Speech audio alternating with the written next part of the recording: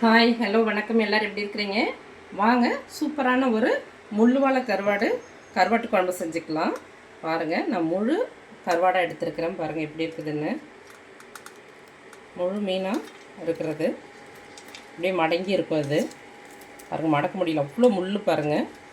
இது குழம்பை வச்சு சாப்பிட தான் நல்லாயிருக்கும், வறுத்து சாப்பிட முடியாது, ஏன்னா அவ்வளோ முள் இருக்குது. இதை நம்ம அப்புறமா க்ளீன் பண்ணிக்கலாம்.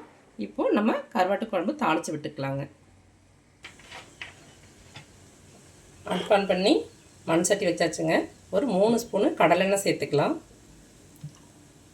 எண்ணெய் நல்லா காயட்டும். 1 ஸ்பூனு வெந்தயம் சேர்த்துக்கலாம். வெந்தயம் நல்லா பொன்னிறமாக வறுபடணும். லேசாக தான் கலர் சேஞ்ச் ஆகிருக்கு. நல்லாவே இன்னும் பொன்னிறமாக வறுபடணும். அப்போ தான் குழம்பு நல்லா வாசனையாக இருக்கும். இது நம்ம வீட்டில் ஆட்டின கடலெண்ணெய்ங்கிறதுனால நுரைச்சிக்கிட்டே இருக்குது பாருங்கள், அதனால் தெரியல பாருங்கள். இப்போ நல்லா கொஞ்சம் கலர் சேஞ்ச் ஆகிடுச்சு. இப்போ நம்ம வெங்காயம் சேர்த்துக்கலாம். பொடியாக நறுக்குன்னா சின்ன வெங்காயம் சேர்த்துக்கலாங்க. நல்லா 1 கப்பு சின்ன வெங்காயம் சேர்த்துருக்கேன் நான். கூடவே 2 கப்பு கருவேப்பிலை சேர்த்து தாளிச்சிக்கலாம்.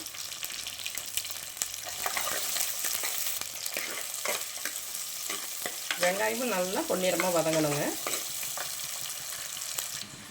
வெங்காயம் வதங்கட்டும். நம்ம பூண்டு இடிச்சுக்கலாம். நல்லா ஒரு 20 பல்லு பூண்டு இருக்கும். நல்லா இடித்து சேர்த்துக்கலாங்க.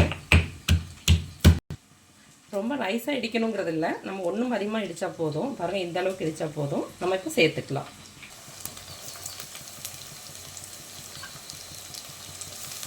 சேர்த்து நல்லா கலந்துக்கலாம். பாருங்கள், வெங்காயம் ஓரளவுக்கு வதங்கி இருக்குது. இன்னும் 2 நிமிஷம் அப்படியே இருக்கட்டும், நல்லா வதக்கட்டும். நம்ம இப்போது கருவாட்டை க்ளீன் பண்ணலாம். பாருங்கள், நம்ம பிரித்து எடுத்துக்கலாம். பெரிய பீஸாக இருக்குது.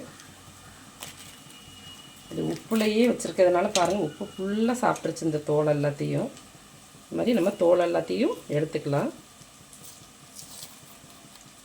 நம்ம கடையில் வாங்கினோன்னா இன்னும் அதிகமான உப்பு போட்டிருப்பாங்க. இது வீட்டில் செஞ்சதே பாருங்கள் எப்படி இருக்குதுன்னு. பாருங்கள், இது மாதிரி எல்லா தோலையும் நம்ம கருவாட்டோட தோல் எல்லாத்தையும் உரித்து எடுத்துக்கணும். இந்த பக்கம் அப்படியே தண்ணியில் கழுவணுன்னா நமக்கு வந்துடும்.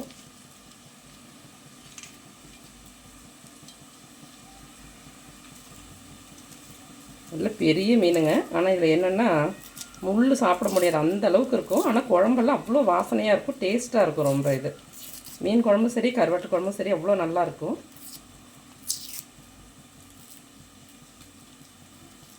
இல்லை கருவாடு பீஸாக சாப்பிட்ணுன்னு நினைக்கிறவங்களுக்கு இந்த மீன் ஆகாதுங்க.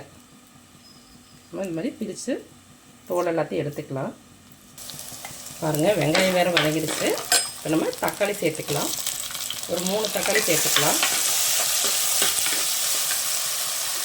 தக்காளி கொஞ்சமாக கல்லுப்பு சேர்த்துக்கலாம். இல்லை கருவாடு நம்ம பார்த்து செய்யணும், ஏன்னா கருவாட்டிலேயே நிறைய உப்பு இருக்கும். அதனால் நம்ம கருவாடெல்லாம் சேர்த்துக்கு பிறகு தான் திரும்ப நம்ம உப்பு போட போகிறோம். இது தக்காளி வதங்கிறதுக்கு மட்டும் நான் உப்பு சேர்த்துருக்குறேன். தக்காளி நல்லா வதங்கட்டும். பாருங்கள், இதை தனியாக எடுத்து வச்சிடலாம். இது பார்த்திங்கன்னா தலையை பாருங்கள், தலையை நம்ம அப்படியே எடுத்துடலாம். எடுத்துட்டு நம்ம பின்னாடி உள்ள அந்த செதிலெல்லாம் இருக்கு இல்லையா, நம்ம பிச்சு போட்டுடலாம். இதுலேயும் நம்ம தோலெல்லாம் எடுத்துக்கலாங்க.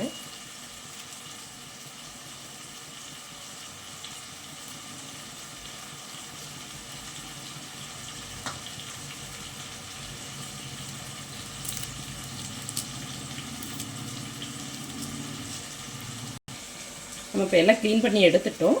பாருங்கள், இதில் உள்ள கருப்பு எதுவும் இல்லை. நம்ம இதை சின்ன சின்ன பீஸாக கட் பண்ணிவிட்டு நல்லா கழுவி எடுத்துக்கலாங்க. இதில் உப்பு நிறையா இருக்கும், அதனால் 2-3 டைம் நம்ம கழுவி எடுத்துக்கணும். பாருங்கள், நல்லா ஓரளவுக்கு வதங்கிருக்கு, தக்காளி மசிஞ்சு வந்துட்டுருக்கு. இப்போ நம்ம மசாலா சேர்த்துக்கலாம்.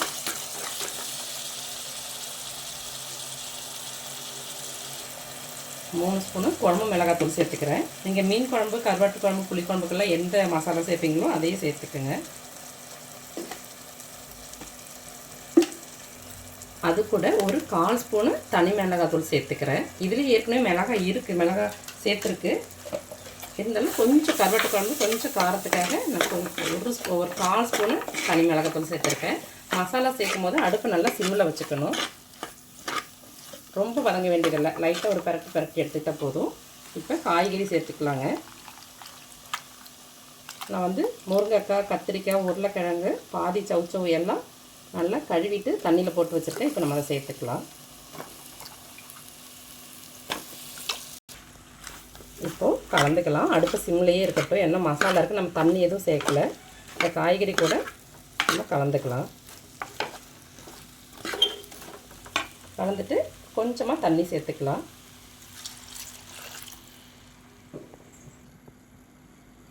இன்னும் கொஞ்சம் தண்ணி சேர்த்துக்கலாம். இது காய் லேசாக வேகட்டும். நம்ம இன்னும் புளி தண்ணி சேர்ப்போம், அதுக்கு பார்த்துட்டு தான் நம்ம தண்ணி அளவாக வச்சுக்கணும். இது போதும். ஒரு 2 நிமிஷம் காய் நல்லா வேகட்டும். பாருங்கள், நல்லா காய்கறியெல்லாம் ஒரு அரை வேக்காடு வந்துருச்சு. நம்ம கொஞ்சமாக தண்ணி சேர்த்துருக்கோம், அடிபிடிக்காமல் நல்லா கிளறி விட்டுக்கணும். இப்போ ஒரு பெரிய லெமன் சைஸு புளி எடுத்து கரைச்சி வச்சுருக்கேன், நம்ம அதில் சேர்த்துக்கலாம்.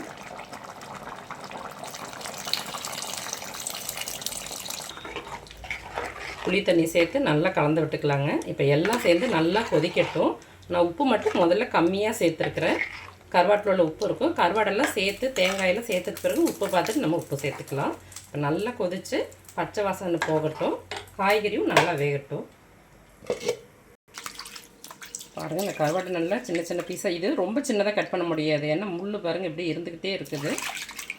நம்ம இது மாதிரி கருவாடு சமைக்கிறவங்க இது வேணாம் அப்படின்னா நம்ம முள்ளை எடுத்துகிட்டு சின்ன சின்ன பீஸாக இந்த பாருங்கள் இது மாதிரி சதையை மட்டும் போட்டுக்கலாம். இது மாதிரி முள்ளை எடுத்துகிட்டு மாதிரி நல்லா கழுவி எடுத்துக்கலாங்க. நான் ஒரு 2-3 டைம் கழுவிட்டேன்.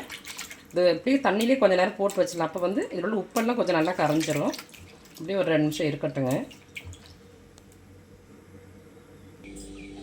பாருங்கள், நல்லா கருவாடை நம்ம கழுவி எடுத்து வச்சாச்சு. இப்போது ஒரு 1/4 மூடி தேங்காய் எடுத்து நான் வந்து துருவி அரைச்சி வச்சுருக்கிறேன், பேஸ்ட்டாக அரைச்சி வச்சுருக்கேன் நல்லா நைஸாக. இப்போ வந்து நம்ம இந்த குழம்புல சேர்த்துக்கலாம். பாருங்கள், ஆடையே விழுந்துருச்சு, குழம்பு நல்லா சுண்டி வந்துருச்சு, காயெல்லாம் நல்லா வெந்துருச்சுங்க. இப்போ வந்து நம்ம தேங்காய் சேர்த்துக்கலாம், நல்லா கலந்து விட்டுக்கலாம்.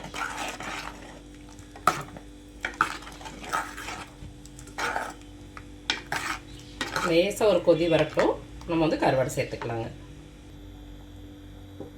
இப்போ நம்ம கருவாடு சேர்த்துக்கலாம். லேசாக கொதி வருது பாருங்கள்.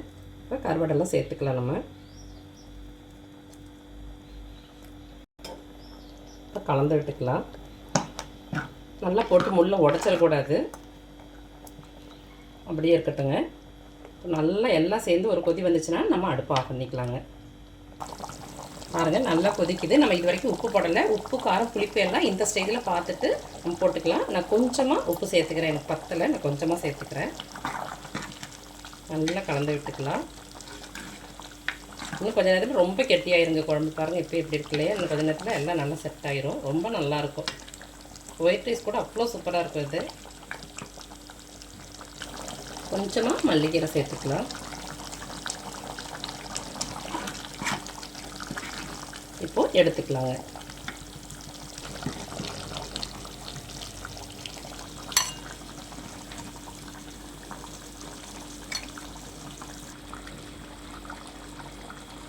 பாருங்கள், சுட சுட சூப்பரான கருவாட்டு குழம்பு ரெடி ஆயிடுச்சு.